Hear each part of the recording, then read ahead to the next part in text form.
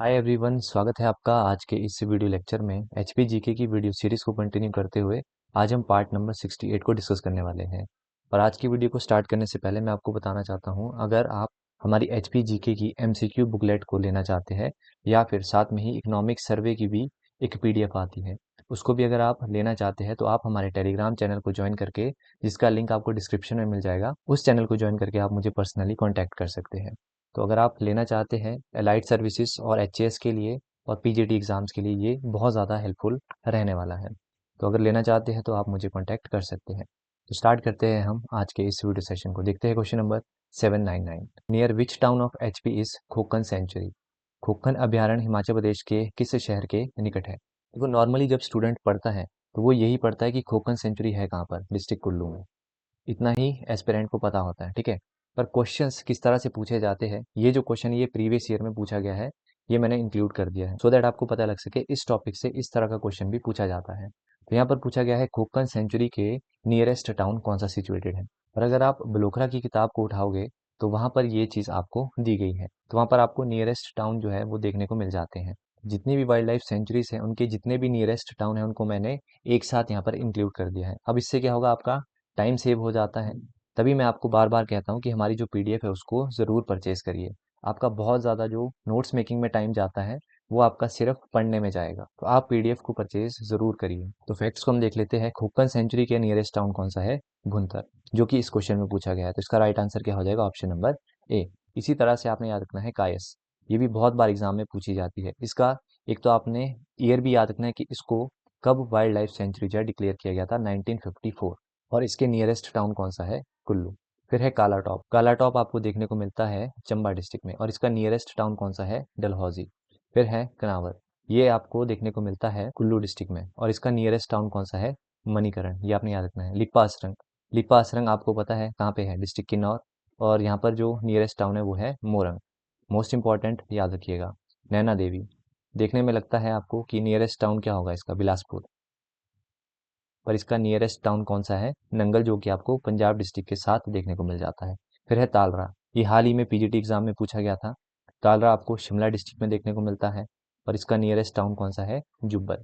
फिर है शिकारी देवी, आपको मंडी डिस्ट्रिक्ट में ये देखने को मिल जाती है और इसका नियरेस्ट टाउन है सुंदरनगर। फिर है तीर्थन, तीर्थन भी कुल्लू डिस्ट्रिक्ट में है और इसका नियरेस्ट टाउन कौन सा है? बंजार। फिर है रक्षम छितकुल, छितकुल का नियरेस्ट टाउन है कल्पा। मोस्ट इंपॉर्टेंट याद रखिएगा। रेणुका, ये आपसे एग्जाम में पूछ सकते हैं और इसका नियरेस्ट टाउन आपने याद रखना है ददाहू। और इसको वाइल्ड लाइफ सेंचुरी कब डिक्लेयर किया गया था? 1964, मोस्ट इंपॉर्टेंट ईयर। और इसके बाद लास्ट है हमारे पास रूपी भाभा, इसका नियरेस्ट टाउन हमें देखने को मिल जाता है रामपुर शहर। ठीक है, तो इस तरह के क्वेश्चंस भी आपसे पूछे जाते हैं, तो उसी तरह से आपने अब अपनी प्रेपरेशन भी रखनी है। बढ़ते हैं अगले क्वेश्चन की ओर। Question number 800। Himachal Pradesh district of Lahaul Spiti is located in? Himachal Pradesh का लाहौल स्पीति जिला कहाँ पर स्थित है? इस क्वेश्चन का राइट आंसर करने से पहले कुछ एक की पॉइंट्स है जिनको हम जान लेते हैं। जैसे हम लाहौल स्पीति के कुछ एक की पॉइंट्स को डिस्कस कर लेते हैं। अगर लाहौल स्पीति के बॉर्डरिंग डिस्ट्रिक्ट्स की हम बात करते हैं, देखो इस तरह से रहता है। यहाँ पर नॉर्थ, यहाँ पे साउथ, यहाँ पे ईस्ट और यहाँ पर वेस्ट। अगर हम लाहौल स्पीति के ईस्ट में बात करते हैं तो ईस्ट में लाहौल स्पीति किसको टच करता है? तिब्बत को, ये आपने याद रखना है। ठीक है, इसके बाद अगर हम नॉर्थ की बात करते हैं तो नॉर्थ में लाहौल स्पीति किसको टच करता है? जम्मू एंड कश्मीर को। और अगर हम साउथ ईस्ट की बात करते हैं तो यहाँ पर दो डिस्ट्रिक्ट टच करते हैं, एक तो हो गया कुल्लू और दूसरा हो गया किन्नौर। ठीक है, इसके बाद अगर साउथ वेस्ट और वेस्ट की बात करते हैं इस साइड को, तो यहाँ पर हमें देखने को मिलता है चंबा। तो इस तरह से आपने जो है मैप के थ्रू इनको याद कर लेना है। ठीक है, इसके बाद अगर हम लाहौल स्पीति के हेडक्वार्टर की बात करते हैं तो सभी को पता होता है कहाँ पे है, केलांग। पर फिर भी रिवीजन कर रहे हैं तो हर चीज़ पता होनी चाहिए। उसके बाद एल्टीट्यूड, ये इंपॉर्टेंट है। एल्टीट्यूड याद रखना है कितना है? 3165 मीटर्स। इसके बाद अगर हम टोपोग्राफी की बात करते हैं तो लाहौल स्पीति को दो माउंटेन्स जो है वो कवर करते हैं। एक तो नॉर्थ में कवर करता है ग्रेट हिमालयास, ये आपने याद रखना है। और साउथ में कौन कवर करता है? पीर पंजाल। ठीक है, तो आपने याद रखना है नॉर्थ में लाहौल स्पीति को कौन कवर करता है? ग्रेट हिमालयास। और साउथ की अगर बात करते हैं तो साउथ में इसको कौन कवर करता है? पीर पंजाल। तो ये दो माउंटेन रेंजेस भी आपने याद रखनी है। बॉर्डर्स याद रखने हैं, हेडक्वार्टर याद रखना है और एल्टीट्यूड आपने यहाँ से याद रखना है। अब अगर इस क्वेश्चन की बात करें तो यहाँ पे पूछा गया है लाहौल स्पीति जो है कहाँ पर सिचुएटेड है? तो ये सिचुएटेड है आपका north eastern corner of Himachal Pradesh. तो इसका राइट आंसर है option number D. Moving to next question number 801। Of the following who became the chairman of Himachal Pradesh territorial council which replace the legislative assembly. निम्नलिखित में से हिमाचल प्रदेश प्रादेशिक परिषद जिसने विधानसभा का स्थान लिया उसका अध्यक्ष कौन था। देखो लास्ट वीडियो लेक्चर में ही हमने हिमाचल प्रदेश टेरिटोरियल काउंसिल के बारे में देखा था। हमने वहाँ पर क्या क्या जिक्र किया था उसको हम फटाफट से रिवाइज करते हैं। हमने वहाँ पर बात की थी कि मई जून 1957 के आसपास जो है वो टेरिटोरियल काउंसिल के लिए इलेक्शन होते हैं और कितनी सीट्स के लिए हुए थे 41 सीट्स के लिए।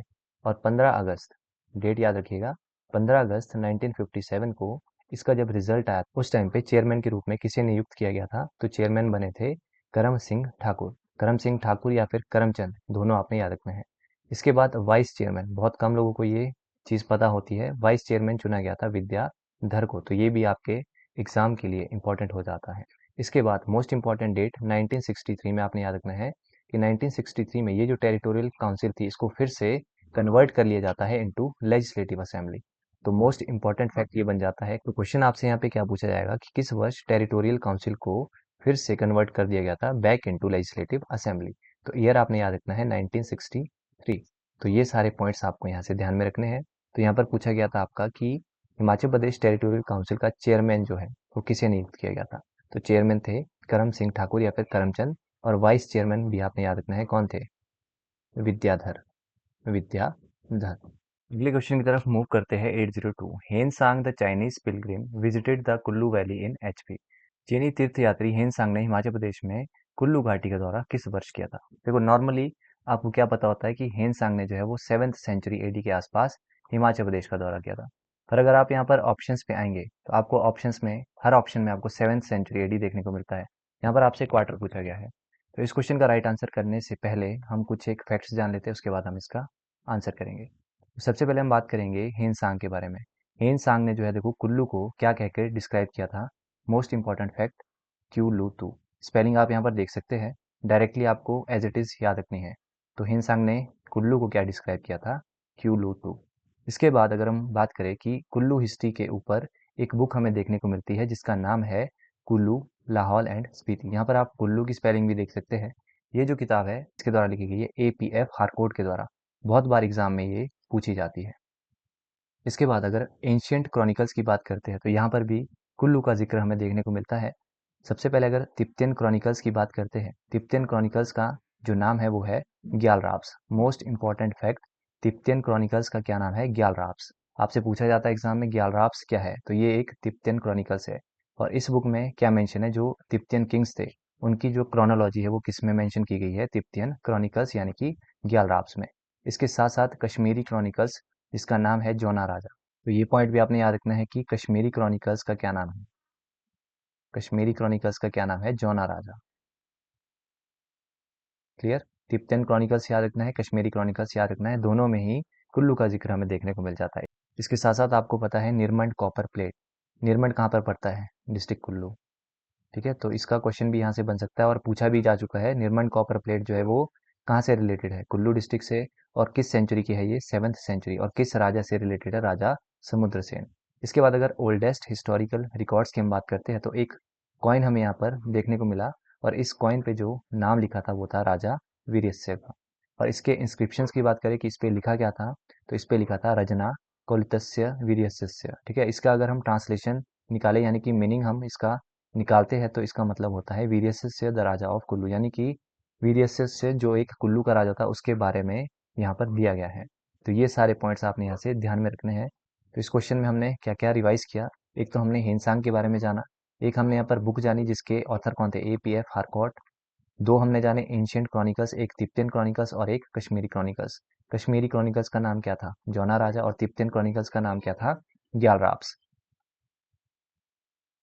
इसके साथ साथ हमने एक कॉइन भी देखा जो किससे रिलेटेड है, राजा वीरयस्य से। तो यहाँ पर अगर हम इस क्वेश्चन की अब बात करते हैं तो यहाँ पर इसका राइट आंसर हो जाएगा option number C, 7th century AD। और कौन सा क्वार्टर था, सेकेंड क्वार्टर, जब हिंसांग ने विजिट किया था। Moving to next question 803। Around which month is Charewal festival celebrated in Himachal Pradesh. Himachal Pradesh में चरेवाल महोत्सव किस महीने के आसपास मनाया जाता है। तो इस क्वेश्चन से हम बहुत कुछ जानेंगे और इंपॉर्टेंट क्वेश्चन है, बार बार एग्जाम में ये पूछा जाता है। तो डिस्कस करते हैं। चेरेवाल फेयर या फिर फेस्टिवल जो है इसको पृथ्वी पूजा के नाम से जाना जाता है। मोस्ट इंपॉर्टेंट ध्यान में रखिएगा, क्वेश्चन पूछा जाता है कि किस फेयर को पृथ्वी पूजा के नाम से जाना जाता है। बात करें कि इस फेयर को कब सेलिब्रेट किया जाता है, मिडल ऑफ अगस्त इसको सेलिब्रेट किया जाता है। और अगस्त के महीने में कौन सा पहाड़ी महीना चलता है, भादो। तो भादो मंथ में इस फेस्टिवल को सेलिब्रेट किया जाता है। और कुल्लू डिस्ट्रिक्ट में ये जो चरेवाल फेयर या फिर फेस्टिवल है, इसको भद्रांजो के नाम से जाना जाता है। और चंबा में इसे पथरोरू के नाम से जाना जाता है, और वहाँ पर इसे फेस्टिवल ऑफ फ्लावर्स के रूप में सेलिब्रेट किया जाता है। वहीं बात करें भरमौर जातर की या फिर भरमौर फेयर की, तो ये कौन से मंथ में लगती है, अगस्त के महीने में। बस आपने यहाँ से मंथ याद रखना है। उसके बाद बात करते हैं छतराड़ी जातर फेयर की, तो ये जो है सितंबर मंथ में होती है। तो मंथ से भी आपके क्वेश्चन पूछे जाते हैं। आपके लिए एक क्वेश्चन है, जैसे हम बात करते हैं डुंगरी फेयर, आपको बताना है डुंगरी फेयर कौन से महीने में मनाया जाता है। इस तरह के क्वेश्चंस भी आपसे पूछे जाते हैं। इसके बाद हम एक और फेस्टिवल को जानेंगे, चेत, जिसे हम कहते हैं धोलरू। तो कुल्लू में जो ये फेस्टिवल है, इसको चित्राली के नाम से जाना जाता है, और भरमौर में इसको धोलरू के नाम से जाना जाता है। वहीं बात करें लोहड़ी फेस्टिवल की, देखो जो लोहड़ी फेस्टिवल है वो मोस्टली कहाँ पर फेमस है, परागपुर में। और इस लोहड़ी फेस्टिवल को स्टेट लेवल का दर्जा किस वर्ष दिया गया था, ये क्वेश्चन पूछा जाता है। तो 2010 में लोहड़ी फेस्टिवल को स्टेट लेवल का दर्जा दिया गया था। इसके बाद एक और फेस्टिवल है पंच भीष्म फेस्टिवल। ये जो है देखो जयंती टेम्पल में मनाया जाता है, जो कि आपको देखने को मिलता है डिस्ट्रिक्ट कांगड़ा में। तो इस क्वेश्चन से आपने क्या क्या जाना, एक तो चरेवाल फेस्टिवल के बारे में। चरेवाल फेस्टिवल जो है इसी को ही पृथ्वी पूजा के नाम से जाना जाता है, ये हमने एक तो जाना। इसके बाद इसके अलग अलग नाम है, कुल्लू में इसको बोला जाता है भद्रांजो, और वही बात करें चंबा में, तो चंबा में इसको बोला जाता है पथरोरू, और वहाँ पर फेस्टिवल ऑफ फ्लावर के नाम से इसको सेलिब्रेट किया जाता है। उसके बाद हमने बात की पंचभीषम फेस्टिवल, जो कि कांगड़ा डिस्ट्रिक्ट में जयंती टेम्पल में मनाया जाता है। तो ये सारे पॉइंट्स हमने यहाँ से जाने, तो इसका राइट आंसर है option number C. Next question है 804, who was the vice chairman of the committee set up at Solan conference held on 28 January 1948 for constitution making held under the chairmanship of Raja of Baghat. Baghat के राजा की अध्यक्षता में 28 जनवरी 1948 को संविधान निर्माण के लिए आयोजित सोलन सम्मेलन में गठित समिति के उपाध्यक्ष कौन थे। संविधान निर्माण के लिए एक कॉन्स्टिट्यूएंट असेंबली को ऑर्गेनाइज किया गया था सोलन में। और कब इसको ऑर्गेनाइज किया गया था, 26 से लेकर 28 जनवरी 1948। संविधान के गठन के लिए संविधान सभा का आयोजन सोलन में किया गया था, कब से कब तक, 26 से लेकर 28 जनवरी 1948 तक। इसके जो चेयरमैन थे वो बनाए गए थे राजा दुर्गा सिंह, जो कि कहाँ के थे, बघाट के। और इसके जो वाइस चेयरमैन, वेरी इंपॉर्टेंट, वो बनाए गए थे ठाकुर सेन नेगी। और इसमें बहुत सारे जो लोग थे उन्होंने इसमें पार्टिसिपेट किया था, जैसे भागमल सोटा। भागमल सोटा जो थे ये जुब्बल से बिलोंग करते थे, इन्होंने भी इसमें पार्टिसिपेट किया। इसी तरह से एक आपने और नाम याद रखना है, सत्यदेव बुशहरी। सत्यदेव बुशहरी, इन्होंने भी इस असेंबली में पार्टिसिपेट किया था, और कहाँ के थे ये, बुशहर के। तो इस तरह से बहुत सारे लोगों ने इसको अटेंड किया था। और इसमें कुछ एक लोग जैसे वाई एस परमार और पदम देव, इनको जो है इस असेंबली में जाने की परमिशन नहीं थी। स्टोरी क्या थी उसको हम कभी डिटेल में डिस्कस करेंगे, पर अभी के लिए याद रखो वाई एस परमार और पदम देव जो थे उन्होंने इस असेंबली में पार्टिसिपेट नहीं किया, इनको अंदर जाने से रोका गया। और किसके द्वारा रोका गया, वो सेक्रेटरी थे, ये नाम आप याद रख लो, महावीर सिंह। तो इनके द्वारा इनको अंदर एंटर करने नहीं दिया गया था। तो ये सारे पॉइंट्स आपने यहाँ से याद रखने हैं। अब इस क्वेश्चन पे आए तो यहाँ पर पूछा गया था कि इस असेंबली के वाइस चेयरमैन कौन थे। तो वाइस चेयरमैन थे इसके ठाकुर सेन नेगी, और चेयरमैन कौन थे, दुर्गा सिंह। तो right answer is option number C. अगला क्वेश्चन है 805, along with Chini tehsil how many villages of Rampur tehsil were taken out from Mahasu district to create Kinnaur district. Kinnaur जिला बनने के लिए चीनी तहसील के साथ साथ रामपुर तहसील के कितने गांव को महासू जिले से अलग कर दिया गया था। देखो इस क्वेश्चन से भी आप बहुत कुछ यहाँ पर जानने वाले हैं। सबसे पहले हम यहाँ पर बात करेंगे क्रिएशन ऑफ चीनी तहसील, यानी कि चीनी जो तहसील थी वो किस तरह से क्रिएट की गई थी। तो 1891 में आपने याद रखना है, एक राजा थे जिनका नाम था टिक्का रघुनाथ सिंह। इन्होंने किस तरह से चीनी तहसील को क्रिएट किया, इन्होंने किन्नौर वैली के बहुत सारे एरिया को एक साथ मिलाकर, यानी कि वांगतू से आकर बहुत सारे इन्होंने एरिया को मिलाया और इन्होंने एक चीनी तहसील को क्रिएट किया। इसके बाद आपको पता है कि 1960 तक जो है वो चीनी तहसील रही। इसके बाद क्या होता है, महासू डिस्ट्रिक्ट से चीनी तहसील को अलग कर दिया जाता है और एक सेपरेट डिस्ट्रिक्ट बनाया जाता है, कौन सा, किन्नौर।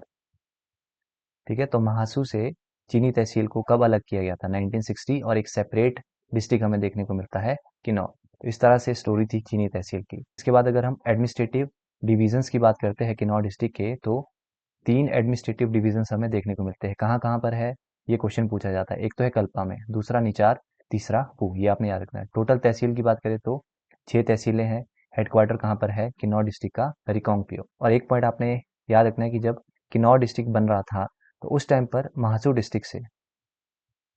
डिस्ट्रिक्ट से 14 गांव को वापस ले लिया जाता है। किसके? रामपुर बुशहर के।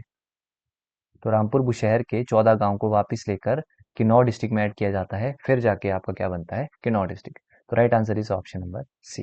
नेक्स्ट क्वेश्चन है 806। According to 2011 census, Hamirpur district of HP had the lowest male work participation rate. Which district had second lowest participation rate? 2011 की जनगणना के अनुसार हिमाचल प्रदेश के हमीरपुर जिले में पुरुष कार्य भागीदारी दर सबसे कम थी। किस जिले की भागीदारी दर दूसरी सबसे कम थी?